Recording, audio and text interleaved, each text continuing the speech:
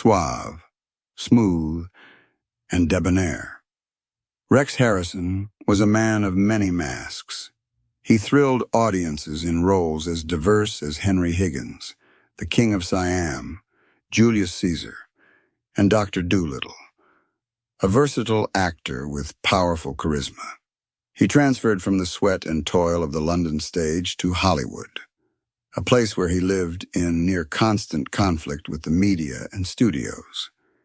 Sexy Rex, as he was reluctantly known, was also a husband to 6 women during his long life. However, it was his brief encounter with the woman he refused to marry that led to a death, the destruction of his reputation, and one of Hollywood's most enduringly enigmatic and shady tragedies. Before we delve into the rise and fall of this legendary icon, I'd love to know where in the world you're watching this video from. Sit back with a drink in hand as we journey back in time to an era where light shone brightly, but tragedies were even darker. To decode the enigma of the man who would later act as kings and emperors, one must look past the polished veneer of Hollywood and return to the gray, industrial soot of Huyton, a village near Liverpool, England. The story begins on March 5th, 1908, a time when the rigid structures of the Victorian era were beginning to fracture under the weight of a chaotic new century. Here, Reginald Carey Harrison was born, the youngest of 3 children and the only son of Edith Carey and William Reginald Harrison. The environment into which Reginald was born was defined by a haunting sense of lost grandeur.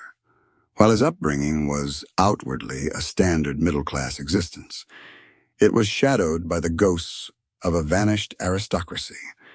His father's family had once been reputedly wealthy, possessing a crest with the defiant motto, Courage sans peur, courage without fear, and a grand estate known as Bellevale.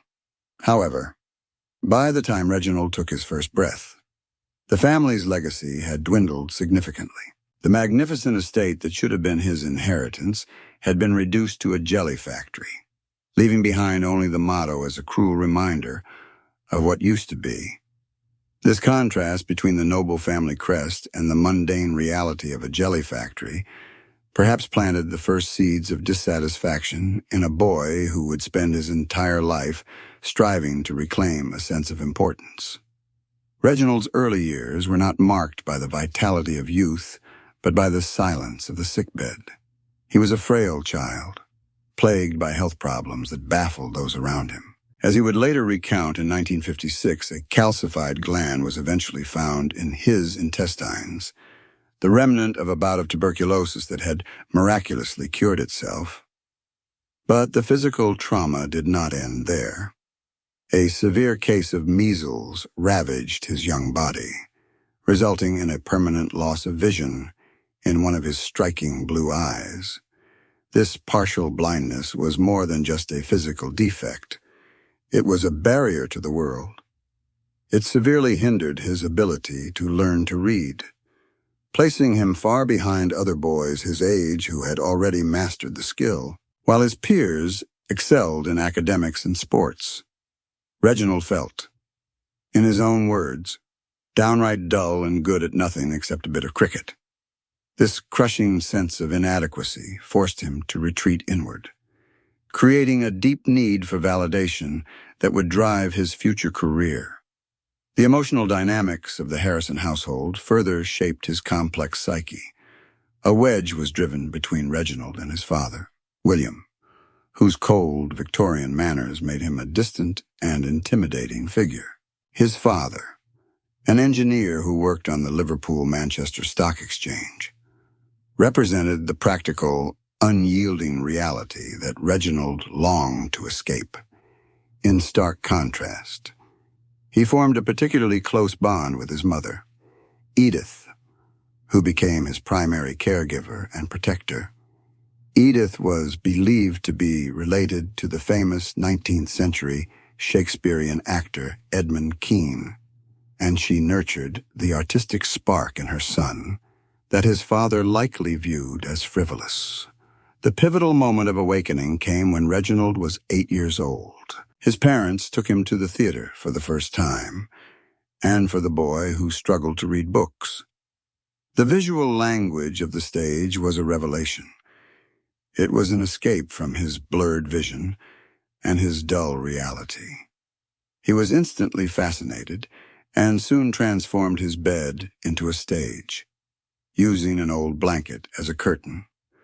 When he was enrolled at Birkdale Preparatory School at age 10, the boy who felt good at nothing finally found his domain.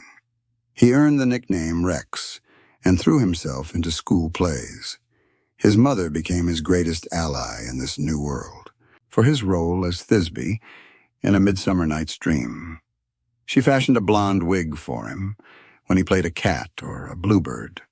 She hand-sewed tails and wings to attach to his skinny frame. For the first time, Rex heard the sound of applause. It was an intoxicating drug for a child who had felt invisible. He was astonished and thrilled, realizing that, on stage, his blind eye and sickly past didn't matter. At 16, Rex faced his first major rebellion. After attending Liverpool College for 2 years, he left, rejecting the path his father had laid out for him. William Harrison wanted his son to work as a clerk in a steel company in Liverpool, a job that promised stability but guaranteed boredom. Rex, however, received an unexpected offer from the Liverpool Repertory Theatre, known as the finest theatre in the country. The theatre often hired local youths as understudies, and Rex accepted without hesitation. He chose the uncertainty of the stage over the security of the steel mill, a decision that severed him from a normal life forever. His professional beginning, however, was a baptism by fire. Over 3 years, he took on 50 roles, but one of his first performances nearly ended his career before it began. In a play titled 30 Minutes in a Street, his only task was to rush on stage and shout, "Baby-fed a doctor." He rehearsed it for days, but when opening night arrived, his nerves betrayed him. Instead of the scripted line, he blurted out, "Doctor fed a baby." The audience erupted in laughter. Rex stood frozen, asking himself, "What the hell have I said?" It took days to recover from the humiliation, but it taught him a crucial lesson: vulnerability was dangerous. By the time he turned 19, the shy, sickly boy was gone. In his place was a constructed persona designed to armor him against the world. He adopted a stylish long cigarette holder and, most significantly, wore a monocle over his bad eye. He turned his disability into a symbol of sophistication. He developed a taste for Scotch whiskey and jazz, mastering the Charleston and the Black Bottom. He lived on rehearsal money, admitting he didn't have a bean, but he had his pride. When the director of the Liverpool Repertory advised him to quit acting entirely, calling his prospects rotten, Harrison ignored him. He was no longer Reginald, he was Rex, and he was ready to conquer London, hiding his insecurities behind a mask of suave arrogance that would become his trademark. With the monocle firmly in place and the shy boy from Liverpool buried deep beneath layers of sophistication, Rex Harrison was ready to conquer the world. The transformation was not merely cosmetic. It was a total reconstruction of self. The London theatre scene, once a daunting fortress, soon bowed to his newfound confidence. His ascent began in earnest in the mid-1930s, after a successful run in Man of Yesterday at St. Martin's Theatre in 1935, which allowed him to bond with his first son, Noel. Rex set his sights across the Atlantic. His big breakthrough in the United States arrived on March 2nd, 1936, with the play Sweet Aloes. Although the play itself lasted only 24 performances at the Booth Theater, it was enough. Rex made a huge impression on New York audiences. And suddenly, the boy who once froze on stage was in high demand in the Big Apple, back in England. The film industry began to court him aggressively. Producer Alexander Korda approached Harrison with a contract worth £2,500 a year. Rex accepted, not out of a burning passion for cinema, but for the financial stability it offered. He balanced his days filming Korda's projects like Men Are Not Gods and Storm in a Teacup with his nightly stage performances. By the time Storm in a Teacup premiered in New York in 1938, American moviegoers began to take notice of this charming, angular Brit. He was becoming the leading British male sex symbol, gradually eclipsing established stars like Robert Donat. However, the path to stardom was paved with the debris of war, as the clouds of World War II gathered.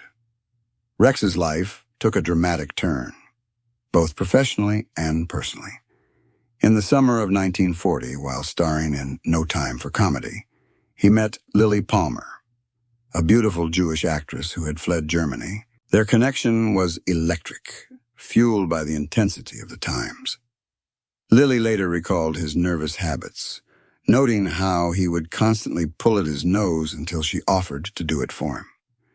They became inseparable, marrying in 1943 during one of Rex's short leaves from the Royal Air Force. The war years provided a terrifying backdrop to their early domestic life, a stark contrast to the glamour they projected, living in a home near Denham. The couple faced death on their doorstep. A German bomb detonated just 50 feet away from their house, partially damaging it while they were inside, though they escaped serious injury. The war was relentless. Later, in 1945, a V-2 rocket exploded in their front yard. The blast shattered windows, sending glass shards raining down onto the pram of their infant son. Carrie, miraculously.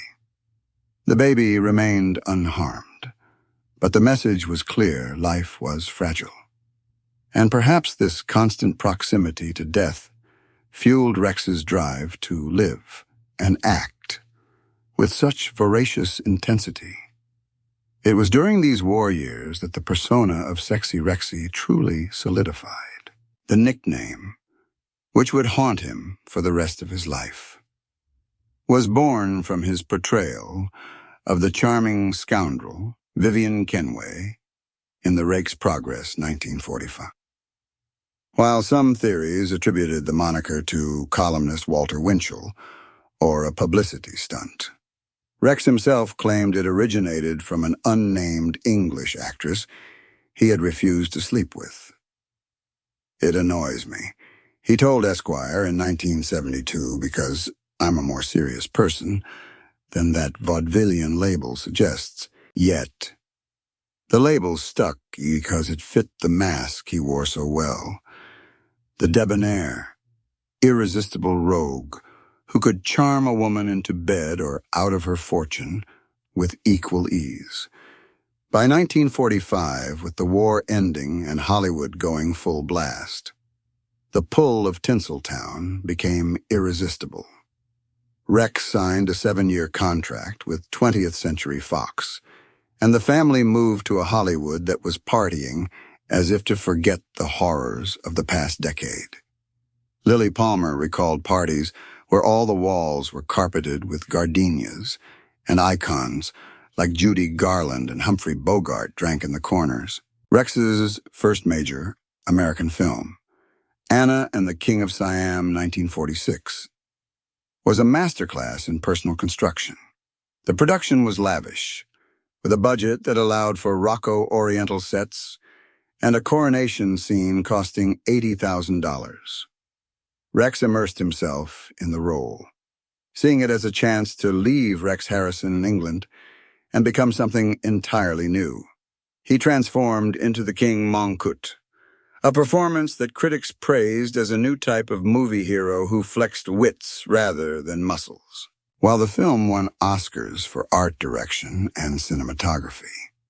Rex was overlooked for Best Actor, a slight that perhaps stung the man who was working so hard to prove his worth. However, it was his next role that would define his unique, almost ethereal screen presence. In The Ghost and Mrs. Muir, 1947, Rex played Captain Daniel Gregg, a sea captain who had been dead for 4 years. The role required a delicate balance.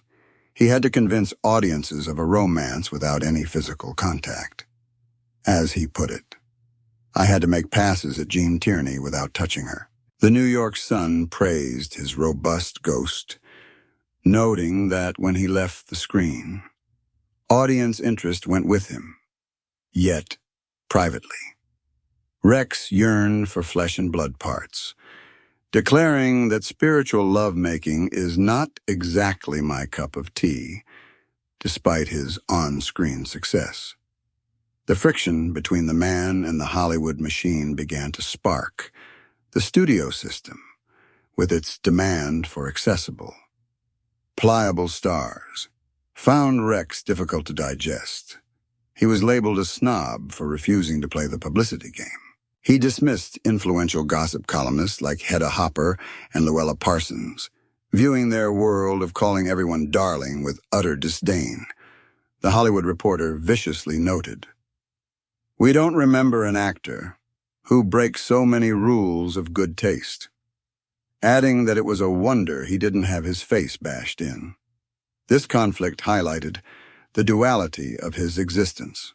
To the public, he was the suave, sophisticated Boyer with an Oxford accent.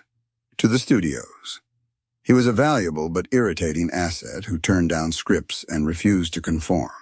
To his family, he was a provider but often emotionally distant, prioritizing his craft above all else, and beneath it all, the shy boy from Liverpool was still there, hiding behind the monocle, the sexy Rexy label, and the masks of kings and ghosts.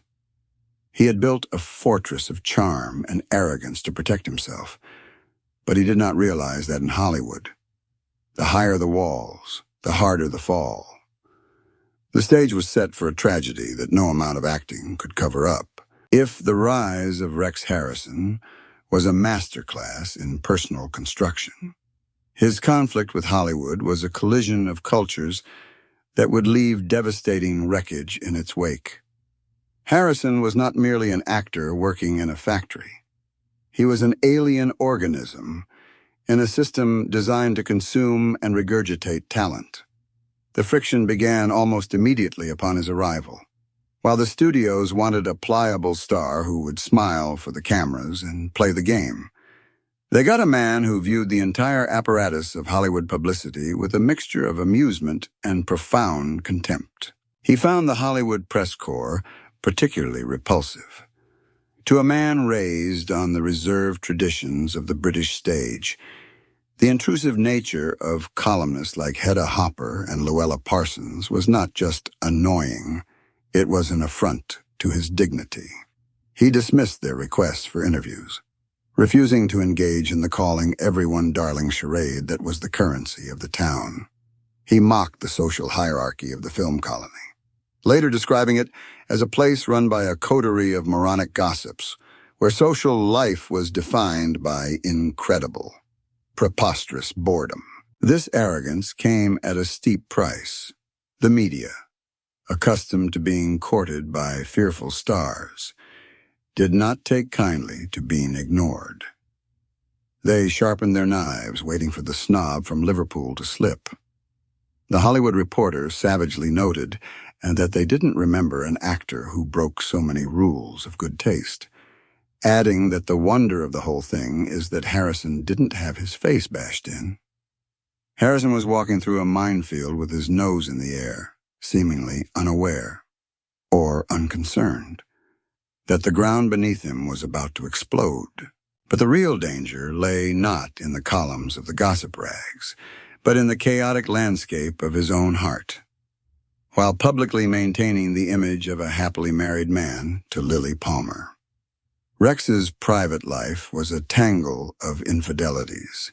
In 1948, while Lily was in New York, Rex began an open affair with Carol Landis, a stunning actress known in Hollywood as the Ping Girl and the Cinema Blonde.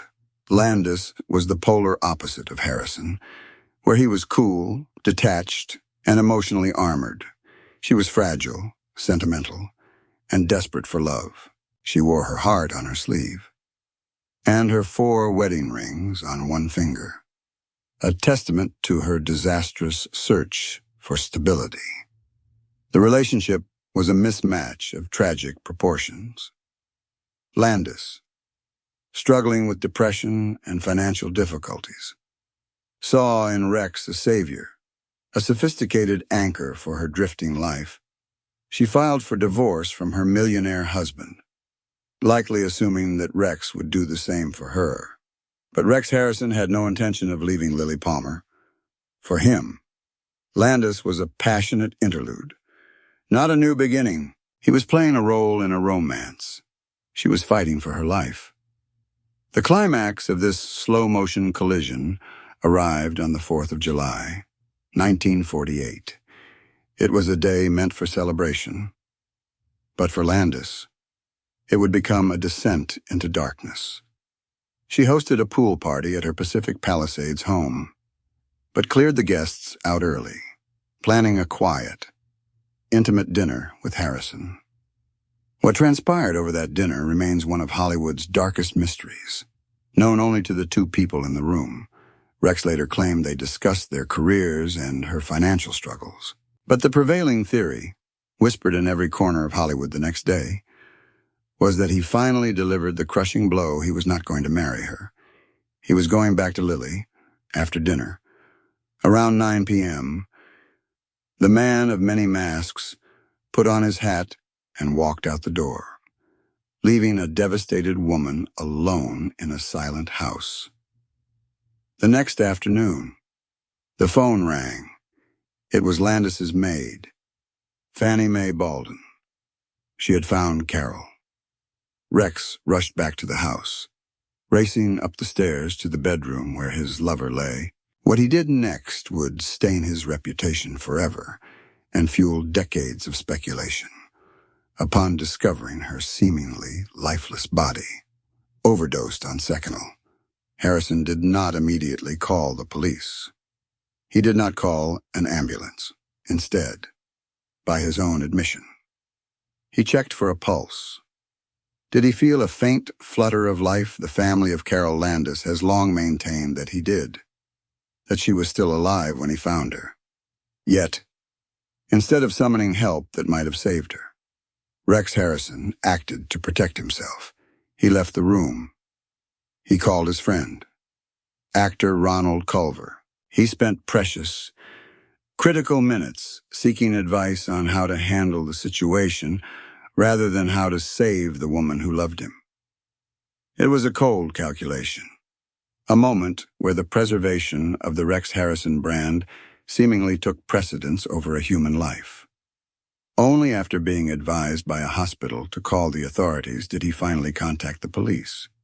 The idea hadn't entered my head, he later claimed. I just hadn't thought of the police. When the authorities finally arrived, the scene was one of tragic finality. A suicide note addressed to her mother was found, but rumors of a second note, one addressed to Harrison, began to swirl immediately. Police allegedly found a crumpled piece of paper that read, "The cat has a sore paw. She must go to the vet." It was a cryptic, heartbreaking message from a woman who felt broken and discarded. Even more damning were reports that Landis had packed a suitcase full of Harrison's photos and letters, which were allegedly destroyed by Ronald Culver to scrub Rex from the scene. The scandal exploded with the force of a bomb. The snob was now a pariah. He was detained by the police for questioning, forbidden from leaving the city. The press, led by the vindictive Hedda Hopper, smelled blood. They painted him not just as a cad, but as a man whose cold indifference had pushed a fragile star over the edge. Rex Harrison's career is as dead as a mackerel, Hopper declared with grim satisfaction. For months, Rex walked through the wreckage of his life. He claimed to feel no guilt complex, none at all, a statement that only reinforced his image as an unfeeling monster. Yet, privately, he admitted to seeing psychiatrists to understand why she had done it, seeking absolution in the diagnosis that she had a death wish, the studio system, which tolerated vice as long as it was profitable, decided that Harrison was now a liability, by mutual agreement. His contract with 20th Century Fox was terminated. The furnishings of his Canyon home were auctioned off. The Hollywood experiment was over. Rex Harrison packed his bags, took his wife and son, and fled the city that had seduced and then destroyed him. As he boarded the plane to New York, leaving behind the grave of the woman who had loved him too much. Rex Harrison was a broken man. He had survived the Blitz in London, but he had been nearly obliterated by the soft, poisonous light of Hollywood. He was alive, but the sexy Rexy mask was cracked beyond repair. He left with a bitter parting shot. Hollywood is done for. It is so egocentric, it doesn't know the rest of the world exists. But deep down, he must have known that it wasn't just Hollywood that was the problem. It was the man in the mirror. The man who could charm the world, but who could not save the one person who needed him most. As the golden era of Hollywood faded into history, the invincibility of Rex Harrison began to crack. His twilight years were not a gentle fade into retirement, but a turbulent continuation of the storms that had defined his life. The most harrowing blow struck in 1980 when his ex-wife, Rachel Roberts, took her own life in a desperate final bid to win him back. It was a chilling echo of the Carol Landis tragedy 3 decades prior, a grim reminder that the women who loved him too deeply often paid the ultimate price, reflecting on their volatile union. Rex confessed, "We may have burned each other out." He became an anachronism in a changing world, a man of impossible parts who was known as much for his temper as his talent. He lived in a bubble of aristocratic disdain, famously smashing a paparazzo's camera against a wall in Genoa. Despite finally achieving the validation he craved with a knighthood in 1989, Sir Rex was a lonely figure. He drifted between his villa in Portofino and his apartment in New York, a king in exile. The charm that had once seduced the world had hardened into a prickly shell, leaving him isolated even amidst the luxury he had fought so hard to attain. The final curtain call did not happen under the spotlight, but in the quiet confines of his Manhattan home on June 2nd, 1990. The diagnosis was pancreatic cancer, a brutal and swift disease that had been discovered only a short time before. He was 82 years old, remarkably. He had been performing on Broadway in the Circle until the very end, forcing his failing body onto the stage night after night. It was his final act of defiance, a refusal to let the mask slip until the body could no longer stand. When the end finally came, it was stripped of the theatricality he had mastered. There were no witty one-liners, no Henry Higgins rants to command the room.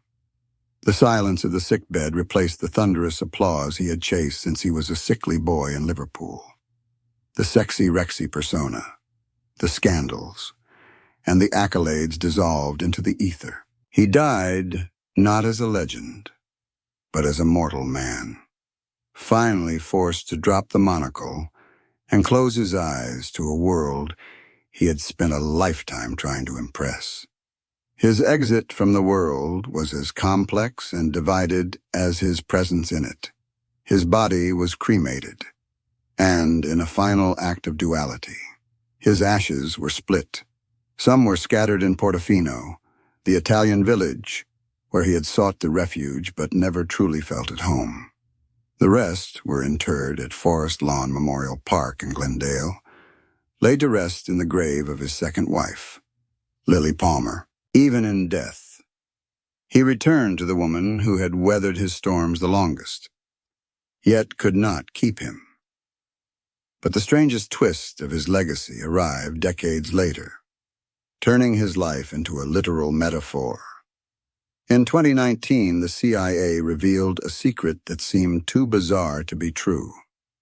Rex Harrison's face had been used as a standard disguise for spies during the Cold War. The agency had used aluminum molds of his larger-than-average face to create masks for undercover operatives. It was the ultimate irony. The man who had worn so many masks to hide his true self had, quite literally, become a mask for others to hide behind.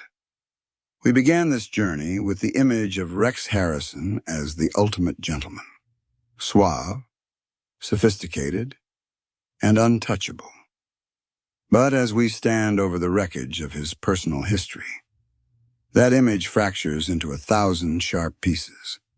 Rex Harrison achieved what every actor dreams of: artistic immortality. He became the definitive Henry Higgins, a role so perfectly fitted to him that it seemed to be carved from his own soul. Yet, the price for this perfection was a profound emotional detachment that bordered on cruelty. He was a man who could articulate every nuance of the English language on stage. Yet in life, he seemed incapable of communicating love without causing destruction.